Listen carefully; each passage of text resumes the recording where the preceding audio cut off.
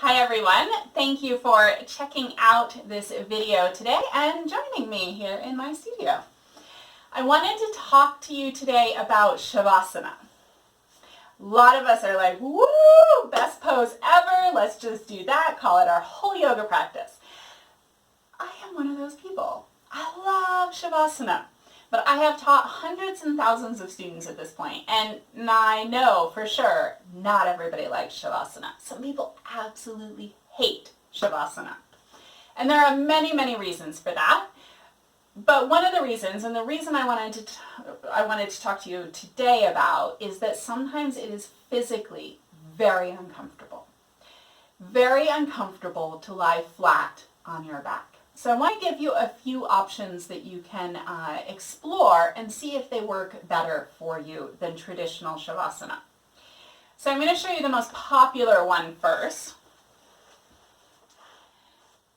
A lot of times lying flat on the back with the legs extended is challenging for the low back, and that is primarily because of tight hip flexors in the front of your hips. Not always, but primarily.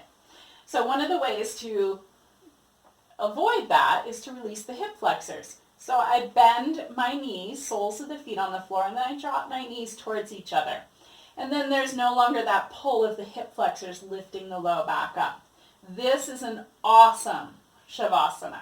Knees bent, soles on the floor. Now, sometimes that doesn't do it. Sometimes you have some other low back stuff going on, or perhaps you're pregnant. So lying on your side works really well. Now remember, if you're pregnant, you're supposed to lie on a particular side. Be sure that you do that.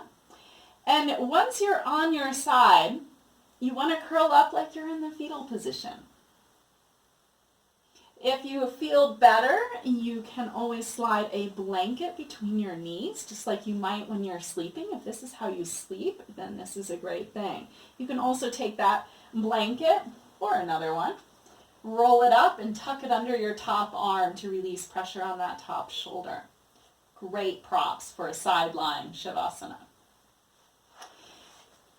Now, perhaps that doesn't work for you either, but you feel really comfortable on your belly. You can take crocodile pose for Savasana. So cross your arms in front of you, turn your toes in to face each other, and lay your forehead on your arm. And this can be a wonderful asana. And sometimes lying down is just not in the cards at all, in which case take your Savasana seated.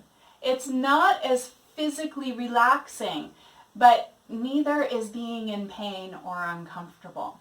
If you'd like to sit back against a wall, that can be very helpful. Sitting up on a rolled blanket or a cushion can make it more comfortable as well. So know that those are 4 great alternatives to a traditional Savasana. Knees bent, soles on the floor, lying on your side, lying on your belly, or sitting up. Now, if it feels good for you to lie down, you want to be on your back, but bending your knees doesn't quite do it for you. Here are some other things that you can do to make your Savasana that much more comfortable. Take your blanket, take a small roll. You're going to take that up at the top of your mat. Now, this is a really wonderful release for the shoulders and for the muscles that attach your skull to your neck. So if that's a trouble area for you, this might be super sweet. I'm going to lie down with my small roll right under my neck. My shoulders are below that roll so they can drop back. The roll is small enough that I don't feel any pressure on my neck, but it's large enough that it supports the natural curve of my spine there.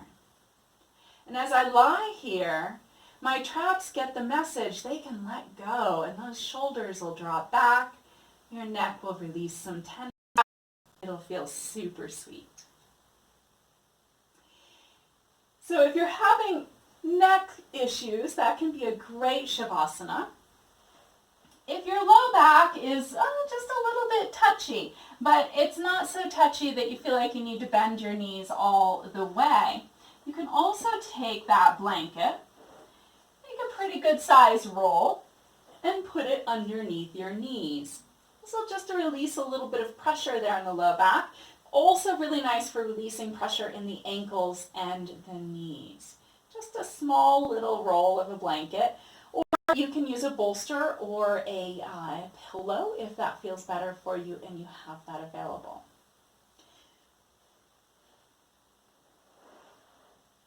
Now, other things that you can do for Savasana. Oh, endless. Endless, I tell you.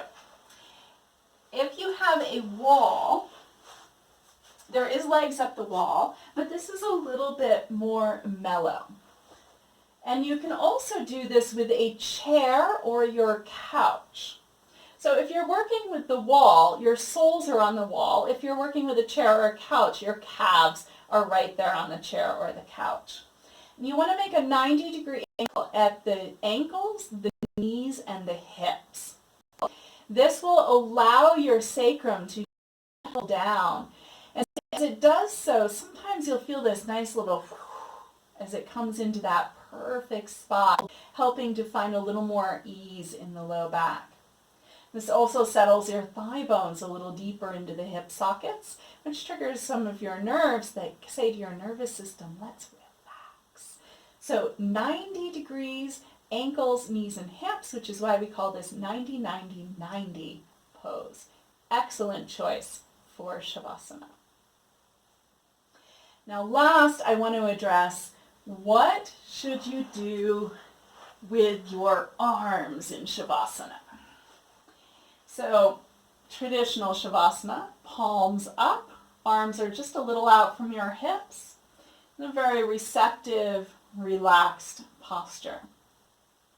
Helps settle the shoulders back, open the upper chest for deeper breaths, softens the muscles around your shoulder blades. Wonderful thing.